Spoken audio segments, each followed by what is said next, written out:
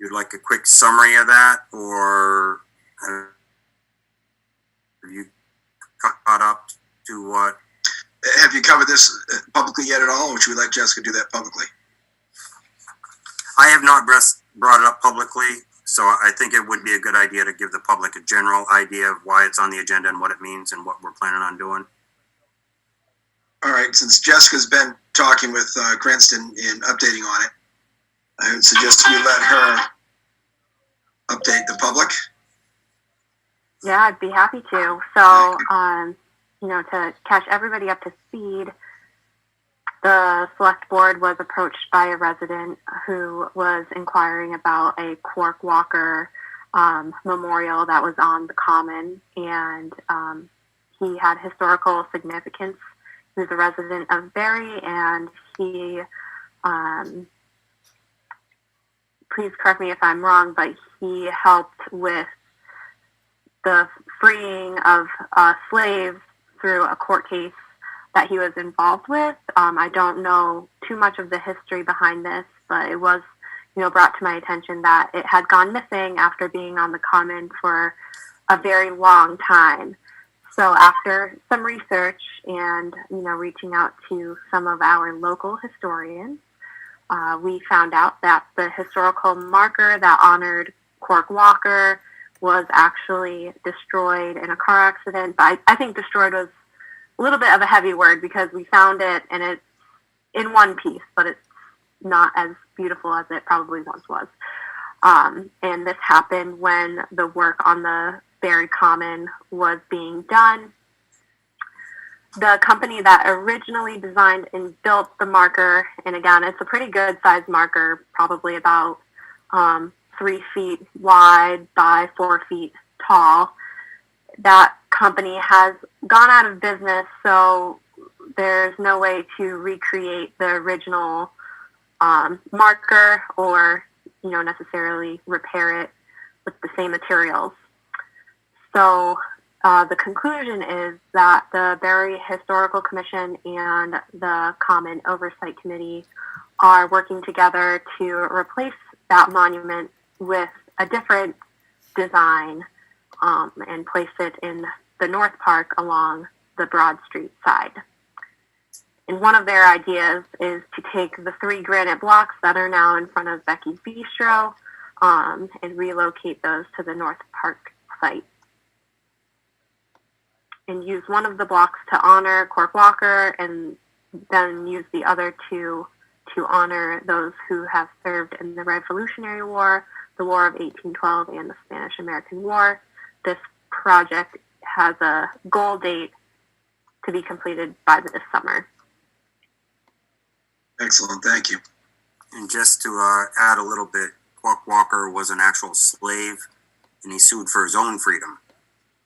Yeah, and okay. It did happen in multiple different municipalities or towns throughout Massachusetts about that time, but he was one of the first, and actually his case was kind of used as precedent for other cases. And for those that aren't familiar, this happened in 1781, so it was way before the Civil War, but it was after the Massachusetts Constitution was interpreted as when the reference of all free men, all men are created equal. The interpretation of Massachusetts did not define that by race. So that was the basis of the court decision, and that's what started slavery in Massachusetts. So that's a historical significance to the town. From the town's position, it was him. From the state's position, he was part of a group of people that started that initiative and created the precedent that removed slavery from Massachusetts. Thank you, Matt. And thank you, Jessica. Do any of you guys have any thoughts or comments about the plan that Historical Commission / Common Oversight Committee have? Nope, just sounds like a good idea. Get it someplace safer on the common, out of traffic, and sounds like it'd be more substantial and more permanent. So that's going to be a good move, I think. Okay. Sounds good to me, and I appreciate, Jessica, you working with the two different boards to get us an update. I do know that this initiated kind of on our agenda because it was brought up by a town member that reminded us that this did occur, and we still haven't resolved it as a town. I don't want to necessarily say as a board, but it got us all working together in the right direction again. That thank you goes to Phil Hubbard, our former interim administrator, who brought that to our attention. So thank you, Phil. Exactly. I have a question for the board about the existing monument that we have, or the existing plaque. I don't know how you would like me to potentially preserve it, or should we potentially move it to the Historical Society or the library or somewhere? Because right now it's just sitting in the old police station. I would suggest we offer to the Historic Society and let them store it. They do have the building up there off the common with several I wouldn't say artifacts, but items of history from this town. They would probably like to have that. Okay. Yeah, I would agree with that. Just double check all the weird rules, because the Historic Society is technically a non-profit private business. Okay. And that's a town piece of property, so I don't want to make a mistake of we gave it to someone that maybe we didn't have the right to do in the manner we did. I just want to make sure we take the right steps. To me, it just completely makes sense, and hopefully nobody else tries to make an issue of it. Absolutely. Yeah.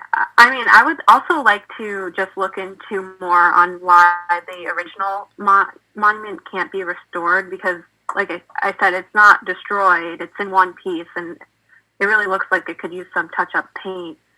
And What's it made out of? I think it's made out of slate. It's something. It's very heavy, heavy duty. It's it looks antique. It looks historical. I think it's beautiful as it is. So I guess I would just like to look more into if we can have it restored. I don't know the rules, if it would have had to be restored by the original company that made it, or what those kind of rules are, but I just don't want to see that sit there.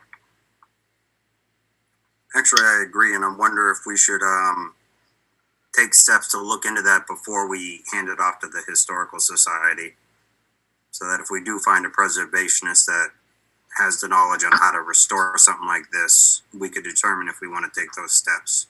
Yeah, well, I think the Historic Society either way should be involved in the decision for it. That is their job, to preserve the history of this town. And they would probably have the best advice of where to look for having it restored, what's appropriate to restore if the damage is now part of the history that they don't want to erase. So I would take it all to the Historic Society, and we'll probably go along for whatever they want to do, but certainly I'd seek them for advice and possible fixes, because a lot of cases, I've done work on older buildings, and the Historic Society will limit what you can remove for the old paint. That patina, as they call it, it has history to it. I'd like to keep it that way. So even though it's damaged, it may be something to note in the history of that item, that it was damaged during the renovations of the town commons in this state. It's just part of the history of that item now as well. So, but they might just want to fix it too. I don't know, but that's.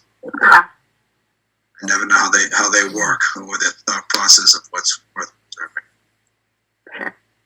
All right, and maybe I think he's also identified in more than one location in town, based on either where he lived, or because originally he was a slave on one farm, but then he went to another farm to work as a free worker.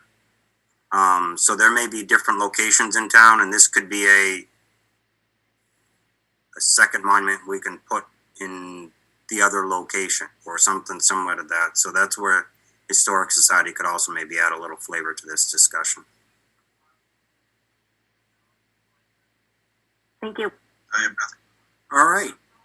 Do we feel like there's any need to make a vote on any of this, or just ask Jessica to take next steps? No action to take yet. Let her look into it.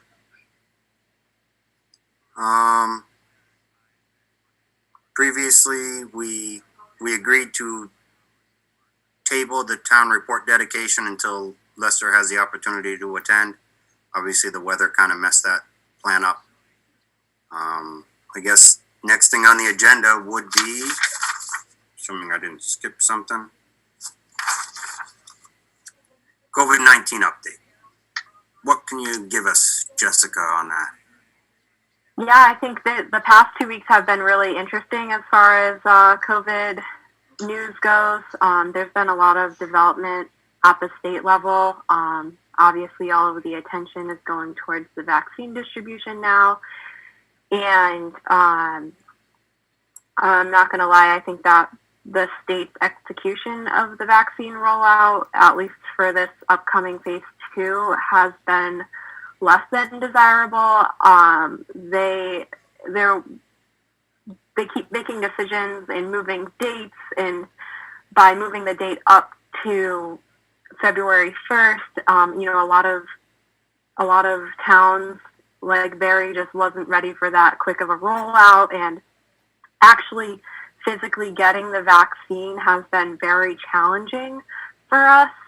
And I can't stress that enough, that we can have all of the plans in the world to distribute this vaccine, but until we know that we can get the vaccine and until we actually physically have that vaccine, it's really not going to do us much good. And so we know that, the residents, they've been seeing the news and the governor's updates, and it looks very flawless at that level that, everybody's going to be eligible, or everybody who's eligible is going to be able to schedule themselves to get this vaccine. But it's really been very challenging. We've been very overwhelmed with a lot of phone calls and emails. The governor said 75 and up, but then he said 65 and up, but the 65 and up actually isn't going to be until later in February. So I think the messaging has just been very confusing to residents, as well as initially they rolled out a online only application to get scheduled to get the vaccine, which can be very challenging for elderly residents. It's just they aren't part of a generation that knows how to use technology very well.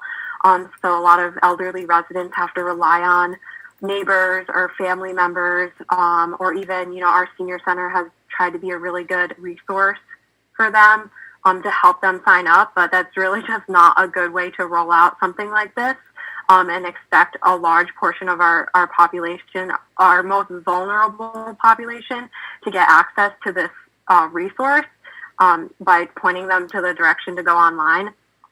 So since I think it was later last week, I know that a lot of the legislators, our local legislators, put pressure on the governor to allow a hotline in multiple different languages to help people sign up for the vaccine, to get the vaccine. So I think that is a step in the right direction for everyone. And as far as Barre, like I said, we placed an order early last week, to get the vaccine, and we're still waiting on confirmation that they've gotten that order and that they will, allow us to get what we've requested.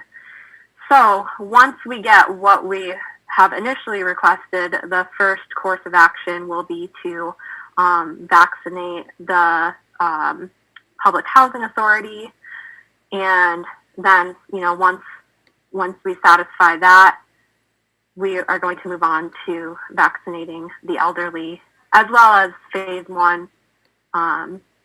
Those who are eligible in phase 1 are still eligible up until now to get their vaccine. And I think I've heard that there's still about a third of the population who's eligible from phase 1 who still have not who have expressed interest but have not gotten the vaccine yet. So there's going to be a backup. I'm hoping that this is just early growing pains, and that once, some of these things get smoothed out at the state level, and that more vaccines become available, that we will be able to, transition into bigger groups of the population who desire to get the vaccine. Because right now it's looking like a bottleneck issue where we have a huge amount of demand, a small amount of supply, and then we have huge amounts of demand on either side from the municipalities who are trying to get the vaccine, and then also from the residents. And then there's just the supply chain is stressed out right now, and they can't get enough to all of the sites that need it. So that's kind of a bleak outlook for right now.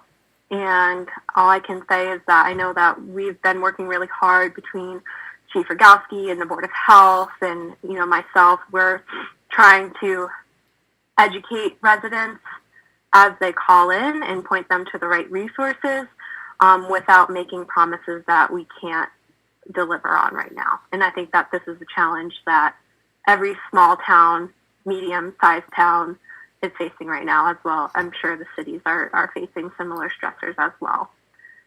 So that's, as far as our vaccine update, that's what I have right now. And also as far as our case update, within the past week, we are up to 16 active cases right now. And, a lot of these cases, again, they come from households where there's might be up to 4 or 5 people who are, who actively have COVID at one time. So I know 16 can look like a lot, but it's not necessarily 16 different households. It's usually one household with multiple family members. So if anybody has any questions, I'd be happy to try and answer. I would. The vaccine obviously is supposed to be held at some very cold temperatures. So when you say Barry's requested the vaccine, is it coming to the town's possession, or is it going to the Rutland Distribution Center on behalf of the town? What's the plan, and are we prepared for that with the cold temperatures to keep it up before it comes? Yes, we are prepared for, I believe it's the Moderna vaccine that does not have to be as cold as the Pfizer vaccine. So we are prepared only for Moderna. If we were to get Pfizer, then we would have to house it at Rutland. Okay. Because it'd have to be, I would think, if we find out that it is going to be Pfizer, it probably has to go directly to Rutland. I mean, I don't think we have much of a window to have it out of the freezer before it's used. Right. So I just want to make sure that we don't foul any vaccines in the process because we're not prepared to handle it before we get them.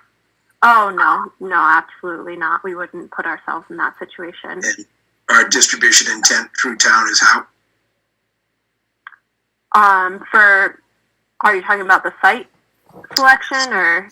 Yes. Yeah, so for people have been asking me specifically about this. Is Barry going to do a site? So I want to give them at least some ideas of what the intent is so they know we're planning it. Yeah, so right now, up until yesterday, our intent was to vaccinate the seniors at the senior center. Due to the most recent events at the senior center, we have made arrangements to have the vaccine distributed to our elderly residents at the Legion, which it's ADA accessible and it fits our requirements. So that's where we will host the vaccine distribution for now. Very good. I just want to be able to give people some assurance that it is coming and that we do have a site locally and that it's going to be handled properly. So that should give people some peace of mind that it is coming. They know they're going to be patient. I think everyone understands there's a high demand, but it gives them something to look forward to know that it is lined up and arranged. Thank you. Yeah, and I really wish that, I think that the governor and lieutenant governor have done a really good job at, helping communities at large over the past number of years for different reasons, but I really feel like the communities need their help a lot right now. We really need their support. And for me, I watch Gillette Stadium and Fenway Park or the Eastfield Mall, like these big sites, as COVID vaccine distribution centers, when in reality, our residents might not have the ability to get to those big sites. Like, we need the help here in our small communities. So, hopefully that tide will turn in our favor as more vaccines come available. But right now it's just kind of frustrating to be in local government, and we're trying to do the best for our residents, and we're just. And I see Claire just asked why we didn't consider Quabbin.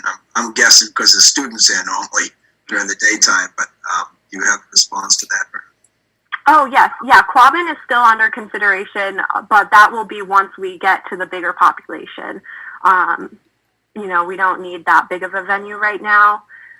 So once we get to that big of a venue where we're vaccinating the general public, we're going to do, our goal is to do a drive-through vaccination site. That would probably be more of a regional effort, and include multiple towns.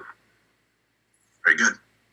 My understanding also is, for instance, if we had tried to create a drive-through to occur this last weekend,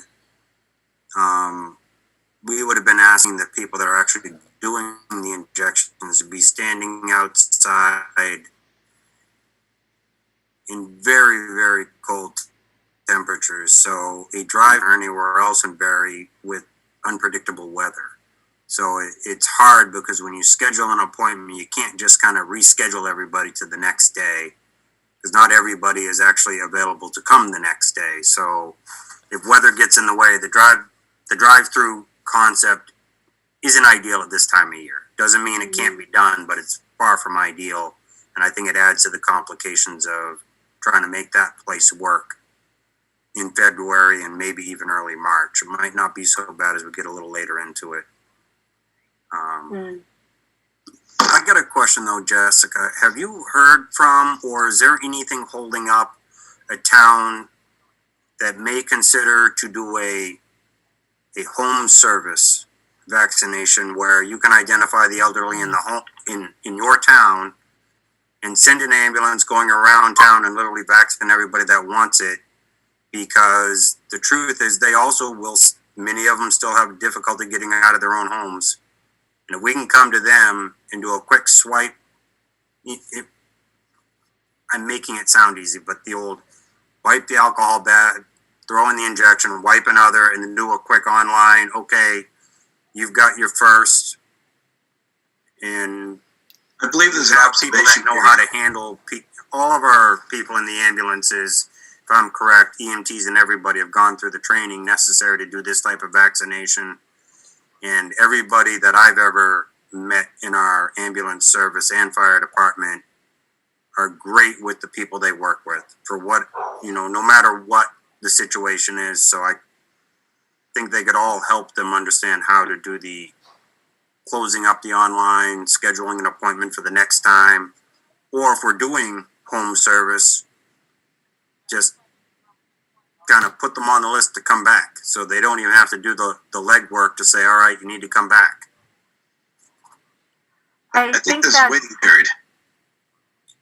After the shot, I think you have to wait and observe them for 5 or 10 minutes to make sure there's not a reaction. That would be inefficient for the ambulance. That's what I was going to bring up, is that they do have to monitor the patient for 15 minutes after they receive the shot. So I just think that it would take a substantial amount of time to do that type of vaccination process. And I agree, just at some point, you're going to have people that are nearly housebound, and they're going to fall through the cracks if this isn't something where you can take that percentage. So it's just something I'm thinking to bring up now, and maybe you can start working up the chain to figure out if anybody's actually thinking about this and realizing you're going to have a lot of people slip through the cracks, not because they don't want it. It's because they don't know how to deal with the fact that they don't have an option that they can make happen. And like you said, they don't necessarily understand online. And if they go online and they pretty much get an option of choose a date and tell me the location you're going to come to, they're like, none of these work for me, and they're going to just get lost. They'll close out of the website and be done. And so that's all. It was just a thought. Yeah, absolutely. It's something I can look more into to see if it's not something I've heard of other communities doing. That doesn't mean that we can't be a trailblazer, but yeah, I could definitely go talk to, Chief Rogowski, get his take on, what kind of resources that would take, um, and see if that's a possibility. Okay. I think certainly for stragglers that can't make it there's going to be some isolated ones, and I think for the exception, not the rule, that would be a good idea. Because there's going to be some people that just can't get there, no transportation, don't leave the house, period, whatever. Yeah. But I'd like to see them come in. Right. 5 miles on the road and keep that to a minimum. I think something that's really interesting that, kind of humanity has shown us over the past year is how innovative that we can be. And even I was just reading an article a couple days ago about there was an ambulance and some nurses that were stranded in a snowstorm in Oregon, and there was a lot of vehicles that were also stranded on the same road, and they had vaccines that were going to expire, and so they just started going up car to car vaccinating people with these extra vaccines. So I think that, push comes to shove, there's nothing that we can't accomplish as human beings. So Yeah, nothing and out of that the may realm of also, possibility. that same concept you brought up of, if you got a vaccine and you got to get it distributed, you'd rather throw them into an ambulance and have them drive around town and just get people as they can go rather than just throw them away too. Mm-hmm. Jessica, is there something that we can do as a town to notify some of the people who might be eligible for vaccines but haven't shown up yet? Any like a postcard or a list of phone numbers or anything that we could go through and notify people of the situation? Yeah, so the Board of Health actually already has a list of residents who are in that age group, and they'll go through and contact all of the residents to make sure that they know that they're eligible for that. So that is something that we get from the town census that the town clerk provides us with. Great. And anybody watching, make sure you tell your neighbors if they just moved into town, they should make sure they register with the town clerk so that they don't inadvertently not get contacted. I think the senior center also is a good place to get contacts with people. Word of mouth, person to person as well. So.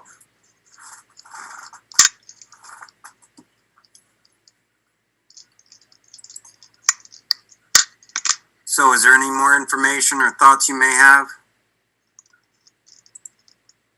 Anything else you'd like to add to this discussion at this time, gentlemen? No.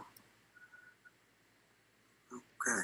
So ultimately, we're making progress. The town just notified, well, we just had a posting on the website, and I believe we may have updated that on Facebook. I just haven't followed up myself. That does indicate our first area where we're trying to provide vaccinations. So as discussed, we're taking our next steps. So keep alert, keep in touch, pay attention to the links or the phone numbers provided you, and when your time comes, you're just gonna have to get your name on the list, and in many cases you're just gonna have to wait. I know it may seem like it's gonna be a long wait, but the reality is you've almost waited now a full year. So another month or so is not going to be too much, and by the time summer comes around, I would say the majority of those that have been catching COVID and requiring hospitalization and worst case scenarios will be vaccinated if they so chose to actually want to be vaccinated. So based on all the words that we're hearing from the president right down through the governor, they want vaccinations done, and they want 100 million done within 100 days. That was one statement. Now they upped it to 200 million or something. So just think there's only 330 million in the country, approximately. So if they keep to that timeline, come summer, we're already going to have 30% of the country vaccinated. So we're taking our steps, but you're still going to have to be patient. keep doing what you have to keep yourself safe, and we'll get there. Don't hesitate to continue to ask us questions. We'll do our best to answer them, but we may not have the answer you like yet. Yeah, I just want to remind everybody that I'm available if anybody has any questions. Call my office or email me or the Board of Health. I know that we don't have a lot of staff to cover or focus on this every day. We do have other responsibilities that we're trying to juggle with this, but we're always available to have a discussion with a resident to try and clear some information up. If you think it would be worth us trying to find out if there's a variety of options, maybe even the senior work-off program. I don't know if you, Dylan or Greg, remember this, but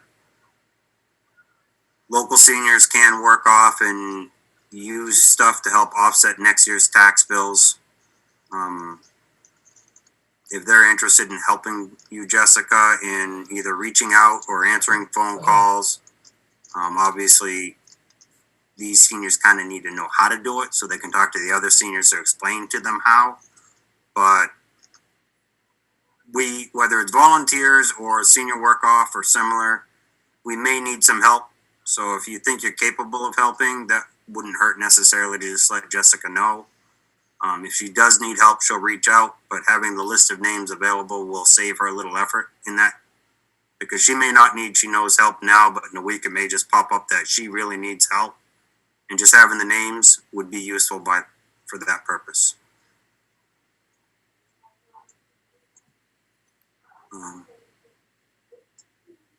So that technically that covers the agenda outside of correspondence. We still do have 3 people in attendance that aren't technically, so I guess we haven't done public comment. If Claire has any public comment, would you like to either raise your hand or say a chat thing so we know you got something you want to comment on?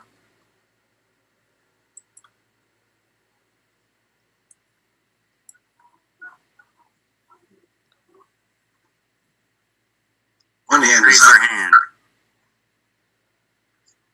Can you bring her in so she can talk, Jessica, or no? Yes, yeah, I just gave her the ability to talk. Okay, go ahead, Claire. Okay. I've heard from Rich Stevens that he had the vaccine in Rutland for Barre to use. And he's had it for a while. Why wouldn't we approach him to get it? OCAM did, and they're already set up theirs. And they got a list of all their seniors and called them and set them up with their appointments.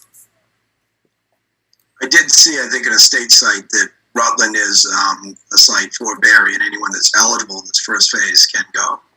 No, you can't go to Barre. You can't go No, to Rutland. anyone from Barre that's eligible can go to that Rutland is a regional site and get, you can go to, I believe, any of these sites if you're eligible. He told me no. Rick Had to sent go you? to the Barre site. The Rutland was only for Rutland. The state map does identify Rutland as a regional, which it doesn't define the region, so it may have been. This is my guess, Greg. He has the vaccine there that we can use. But we need to set it up in our own town. That's what he told me. Because I tried to get in over there. Which I didn't understand. If we can get the vaccine, why weren't we moving quicker? So yeah, that's a great question, and I can see where the confusion is. And so we were regional with Rutland for first responders, and that was it.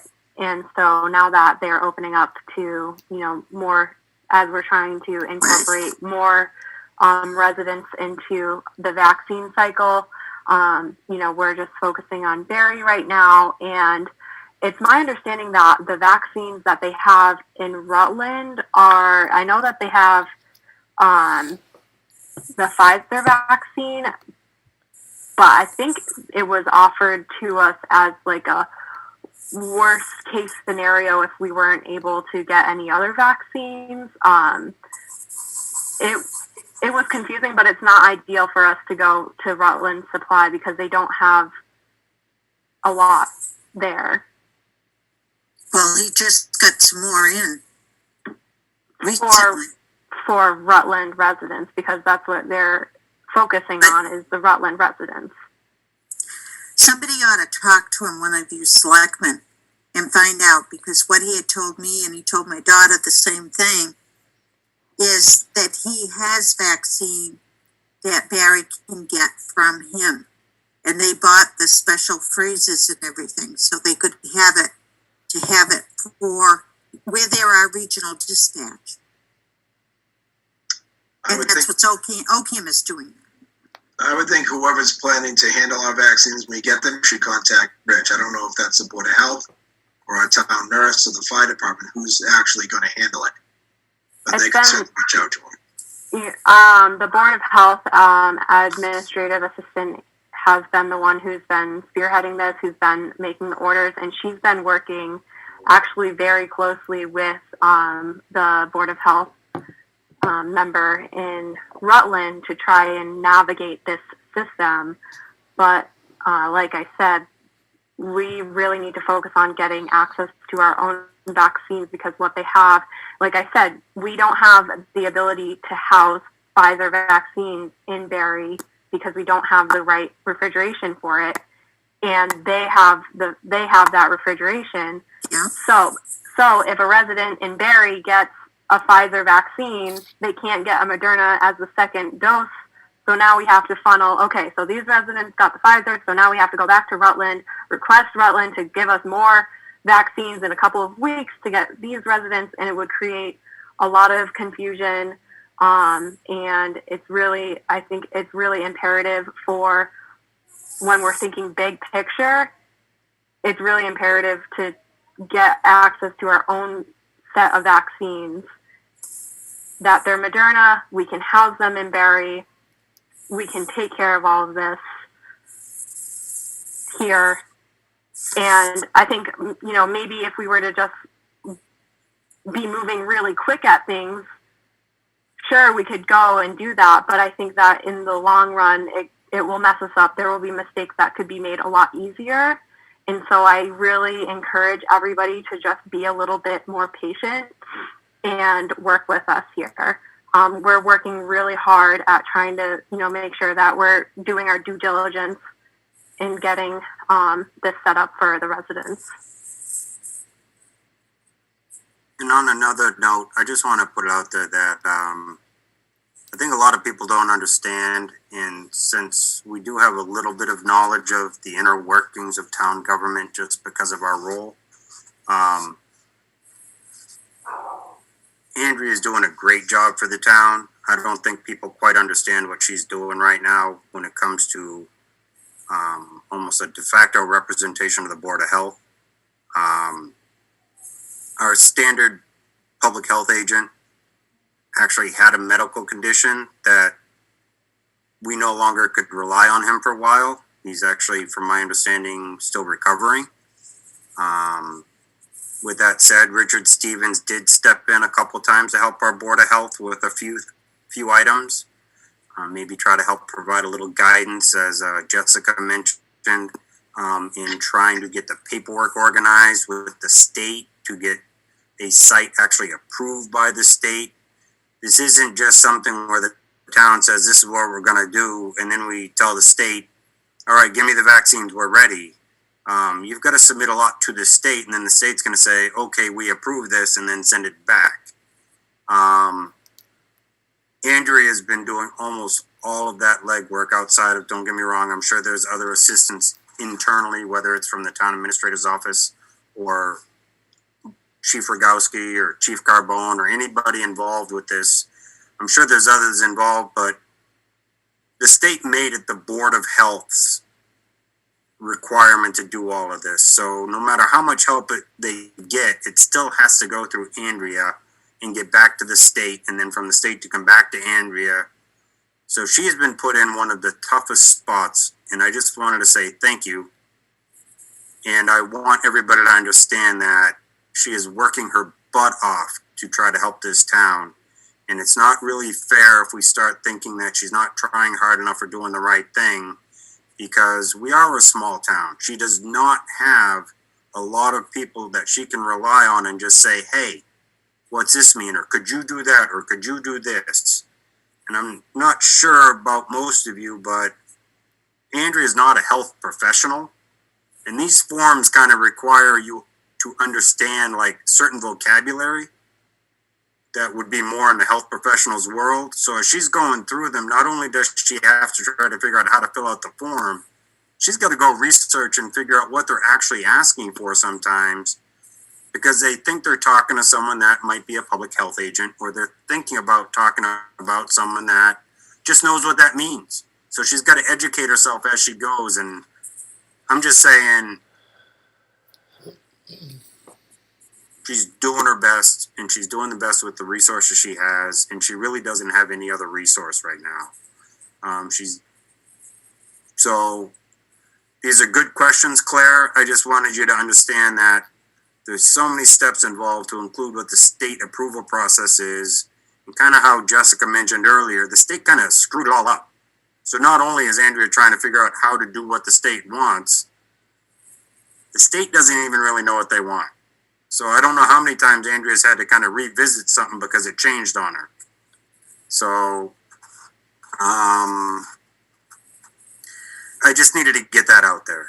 What Go ahead, Claire. vaccine did the fire and EMT have? I believe they went through Rutland and got the Pfizer vaccine because it was in Rutland. But No, they're on that list to got go back to Moderna. Rutland to get the second one. They got Moderna, Yeah. because So, my son-in-law did. yep, they did get the Okay. Moderna vaccine, because in the beginning, the Moderna was, I think, the only one that you could get. And again, the Moderna can be held at less Yeah. cold temperatures than the Pfizer, which is why we're able to house the Moderna vaccine in Barre. Yeah, because I know they had gotten that there from them. But maybe Richard is he told me and he's told my daughter and that he has the vaccine for Barry. But that doesn't change the fact that we don't have state approval to actually administer it yet. And Or why until couldn't we have apparently gotten we that just sooner? did for today, or you just Other posted towns the- got it sooner. Why couldn't we have gotten it sooner? Ocam has it I done. just tried to We're all explain it set up. to you. Andrea's doing Really everything didn't she can to explain. get through the process, but she doesn't have a healthy public health agent consistently able to work with her. It's slowed down the process. She's doing her best. The Ocam, That's your answer. We the couldn't keep Ocam up with health OCAM. agent offered to help. We're next door neighbor to Ocam. If they want to help, let them help us if we need help going through forms and going through the channels. They did it, so they know how. Are you assuming that no help has been provided or accepted at all? No, I'm not saying that. Then that's all I'm saying is I do have a feeling that they are trying to help. And Andrea is asking for help, but there's a certain point where there's only so much someone else can help with. And then Andrea she's is gotta doing a finish good what she's job. gotta I've do and then talked to take her the next several step. times. I've talked to her several times. And we've been emailing back and forth. Andrea? And I know she is doing very good. Because her board members aren't really helping her very much.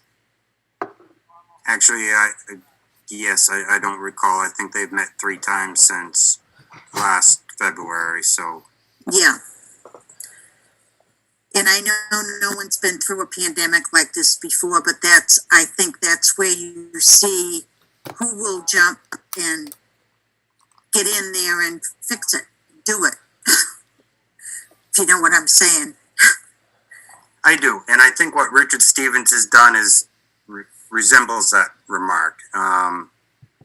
He's not an employee of the town or appointed by the town to do anything outside of intermittent public health agent fill-in spots. But he has, as a member of the town, tried to help Andrea, and I appreciate that. Yeah. It's just, as Jessica said, Claire, we are trying. Nobody comes into the office and does nothing on COVID or the vaccine plan all day and then figures they'll get to it tomorrow. We're just not there yet, so we're just asking for a little more patience. We want to make sure we do it right so that when we can track everything and make sure everything's on top of it, we don't have, as Jessica mentioned, just the concept of we give the wrong second vaccine to someone because we crossed up our manufacturers. Or so it's not only is it creating the plan, but it's also making sure you have the manpower to keep up with that plan. And I'm not confident in the state's data processing to assume that they're actually doing it. So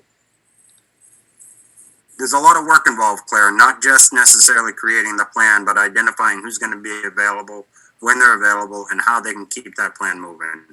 And I think Andrew's doing her best to do that. I It'll think come this is soon. something we maybe should have looked at earlier and didn't realize what it was going to take. Yeah, we could say the same thing about the state government. Yeah. 'Cause it looks like they got surprised the vaccine came, even though they've been told since November a vaccine's coming. Yeah. I appreciate your frustration with it, Claire, but criticizing what we haven't done isn't going to help right now. I think Andrea's working at it, and I know she is. I'm sure she'll welcome the help from OCAM and from Rich, and hopefully this will move forward quickly. But I don't want to dwell on the past, what hasn't been done until now, and try to concentrate on the fact that things are progressing, and Andrea's doing a good job of getting it to move forward. We'll get there soon. I agree, Greg. Thank you. Jessica, would you be willing to touch base with Andrea and see if they know that OCAM might be able to offer some assistance? Yeah, I'd be happy to. Awesome.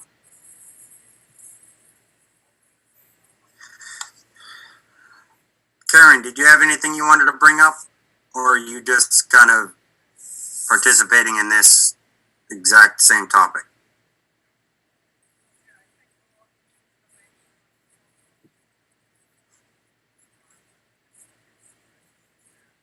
You may have to either raise your hand or... She just said no, it's all been chatted about in the chat. She's been typing, and she said it's all been chatted about. All right, then. Thank you very much, Karen. Joy, did you have anything you wanted to talk about? She yells from the other room telling me to say no. She's got nothing to say. I was wondering why we could hear that. Exactly. Going, how is that microphone coming through? Exactly. So with that said, I would like to close the public comment period, and we can jump into correspondence. The only correspondence that I think we called out in the agenda is something, received an email from a member of town, following up on an old email, and it came back to kind of areas not covered by internet. And he was asking if the town might be able to share in some costs because apparently his property is far enough away from either the street that it requires additional poles to be installed in order to reach his home. And National Grid has advised the cost of that is rather significant. I asked that the correspondence get sent to the rest of the board, and maybe we could talk about it a little bit. Mostly because my thought here is this kind of fits the mold of what I was talking about before, is taking the money that we had set up and see if we can create kind of a loan period that maybe we can cover the money that was approved at town meeting. We can use that to cover some individual hookups but then spread it out maybe over a 5 or a 10-year period to allow that homeowner then to pay it back. I don't know if it would fall under like a betterment charge in the tax collection, or if it would just be a separate bill that would be like a bill due to the town for the loan provided. I know that the town did something before under CDBG for mortgages. I think, Greg, you recall, and Dylan, you may recall a few times where that program had exceeded a certain amount of time and we had to actually write off that loan as a loss. The benefit to that was it was kind of a grant funded program, where this is more of a town funded program. Yeah, that program is actually meant to run out if they kept their home for X number of years, that it was supposed to be written off and forgiven. So I don't want to give the impression that people didn't pay them. Right. That was grant money that was intended to be a loan, and as long as they lived there in a certain amount of time, it was forgiven, and that's why those were written off.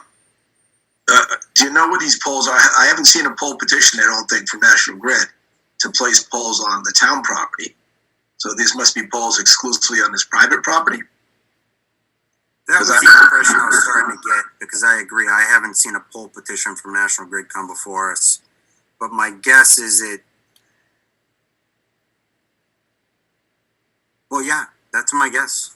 That, or it fell and it was consistent with, didn't we have a poll petition?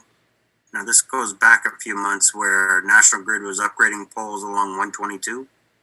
Yeah, I'm forgetting where exactly, but yeah, we did one where they were upgrading some poles someplace. And moving maybe, them around a little bit, but I don't think it was out here on Jewett Road.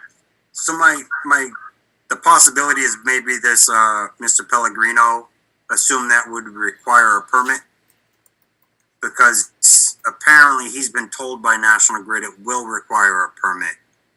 And my guess is National Grid's not going to submit the pole permit to us until they have confirmation that the customer or customers that are affected are actually going to commit to the expense. So it may be that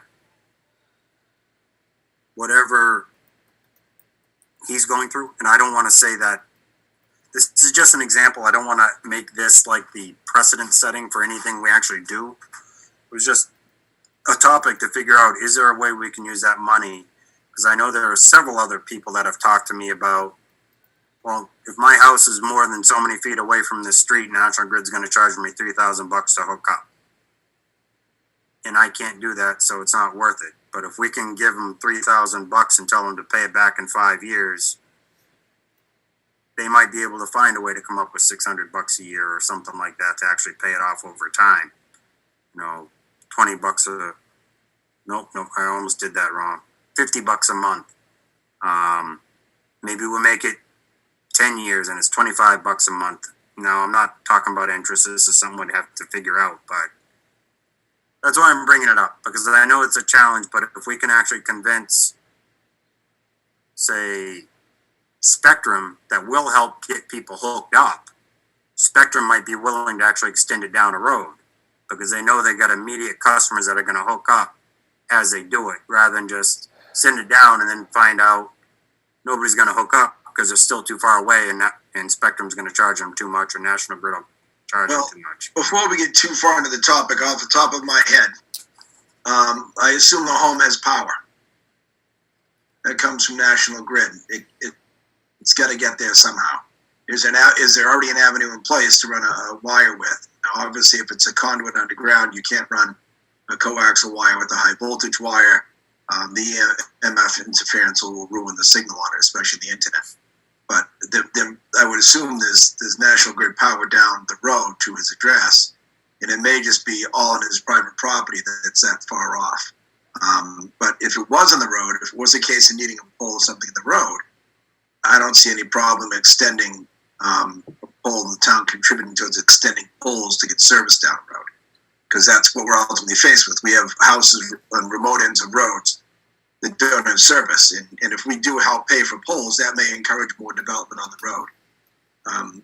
So if Mr. Pellegrino has an issue with poles that need to go on the town right of way, I have no problem. I don't think we have any problem with the town contributing towards that with that money, because that's going to bring it further down, bring utilities further down, and open up the possibility in any road we do it of future development on the road.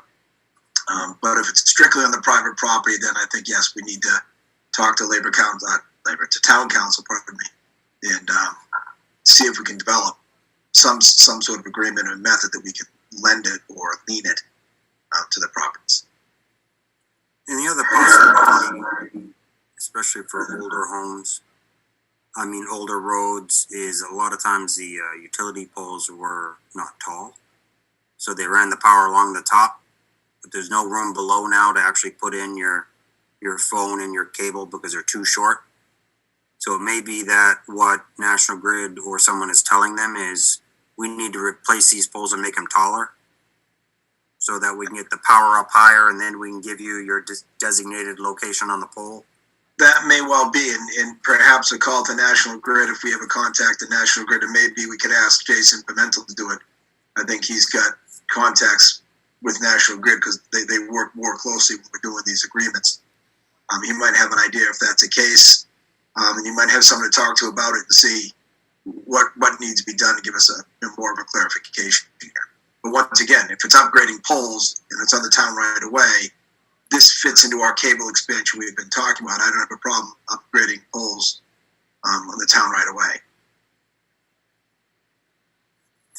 All right, I guess the other question I would have in this, because it's a little bit cable related, was just a quick follow-up from our last meeting. If I understood, Jessica, you had mentioned you're going to try to talk to CMRPC about the DLTA. Yes, yeah. So I just want to mention that I do have a good relationship with our National Grid representative. His name is Scott, so I, already have it written down that I can reach out to him tomorrow. I know that Jason is going to be a little bit busy tonight and tomorrow. Yes.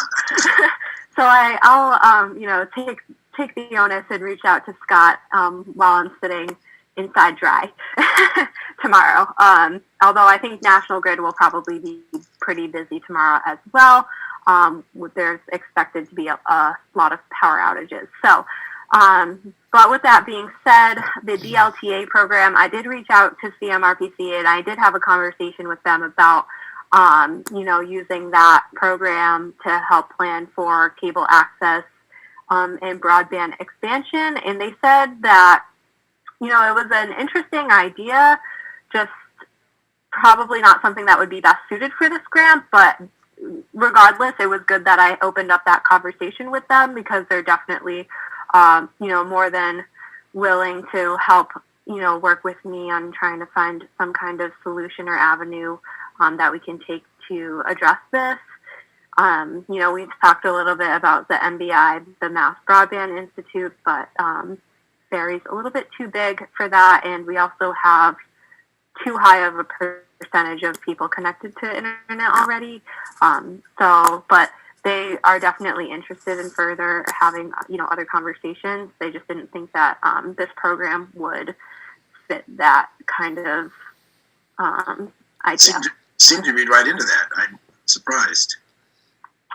Yeah, I would have thought the same thing, but I think that, a lot of times when these grant programs come out, they have a very general description, and then what they're actually looking for is a little bit more specific. So, but nevertheless, I think it's still good that I had that conversation with them, and they're interested in looking, helping me look for other avenues to get a blueprint in place. I'd say it still doesn't hurt to throw an application in anyways. You never know if sometimes the applications flood in and they really got to pick where the money's going, and other times these grants sit there for years before people really utilize the money well. But I'd say still throw our hat in the ring and make an attempt at it. They may, if it's, undersought after, maybe they throw us in that way for that purpose anyways. It really seemed to read that way. I do know that the DLTA grant program is a very general, as far as if you put in a letter, you're not limited to the number of times that you can apply for it. Because I do know that the school also had an application in related to green communities, and so there's no ceiling on us applying for that. But I think that the application deadline was last Wednesday or Thursday.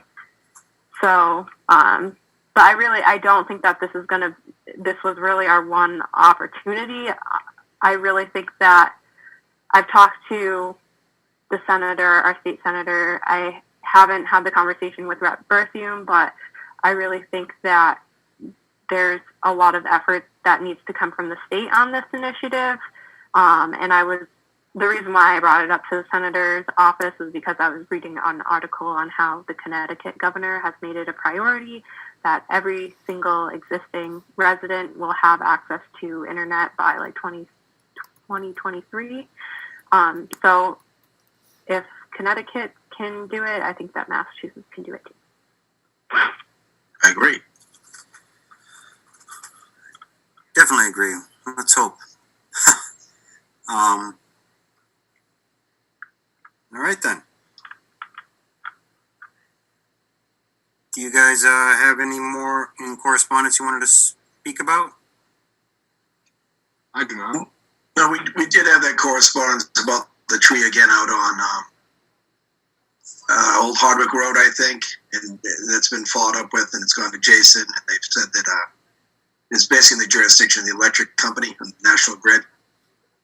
Somebody had written in again that had been written a while ago and didn't get a response. And when I heard the response, I do remember coming to the meeting down there at the DPW commission. But there's certain trees, just if they're listening, when they're up in certain proximity to the phone wires, the electric wires, and the poles, that we don't touch them. National Grid does.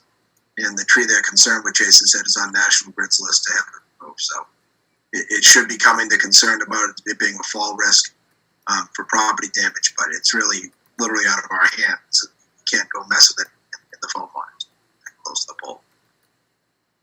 I know that the tree clearing company that was contracted by National Grid was in Barre up until as recent as I think last week. So I know that they've still been in the community very recently. So they may just have not gotten to that road yet. I just want to mention on air so they know that we are thinking of it. We have asked about it as far as we know it's in National Grid's court, and we'll follow up when we can again.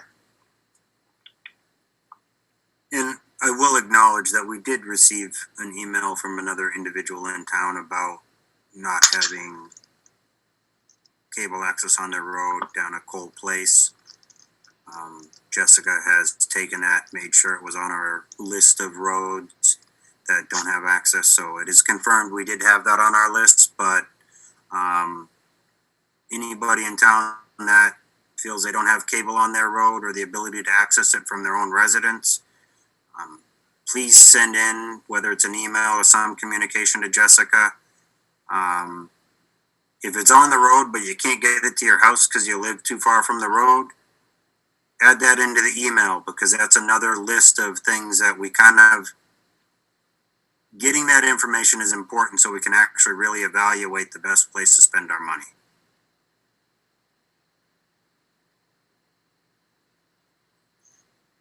Other than that, I don't have a specific selectmen's report, so I'll, Dylan, do you have anything? No. Greg? Tonight. Jessica, do you have anything you'd like to add from the town administrator's side? Yes, I do. So the DLTA program was one of them that I was going to mention. We did end up putting in for an application for to look into regional emergency service expansion with the town of Hardwick and New Braintree. I know that they have been looking, Hardwick specifically has been looking for a new ambulance service. So when I had that conversation with CMRPC, I brought both of them up to have a discussion saying like, okay, so if the cable access one isn't, an ideal application, how about the regional emergency services expansion? And, they thought that that would be definitely something to look into.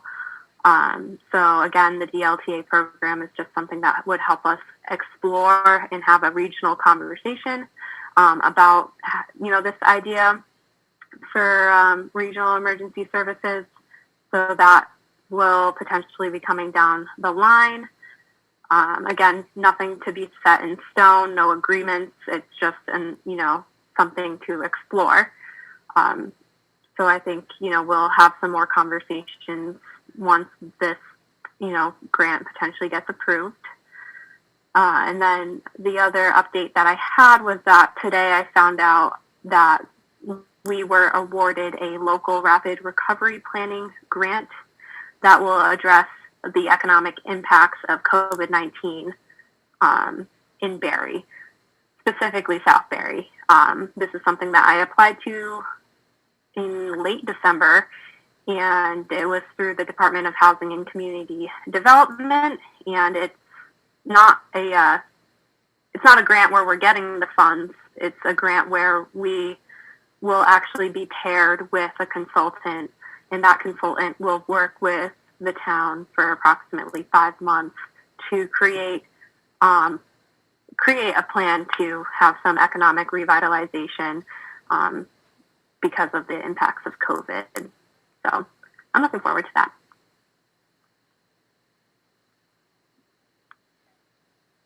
And the last thing that I wanted to add is something that I've already talked to all of you about, which was the senior center. We have that water line. And, unfortunately, it created a pretty sizable mess. There's a lot of water everywhere, and I will be working with restoration services tomorrow. Hopefully, once the roads clear up, I'll be heading back out to the senior center, and we will start getting, all of that water extracted out of the building. Very good. Do you guys have any questions?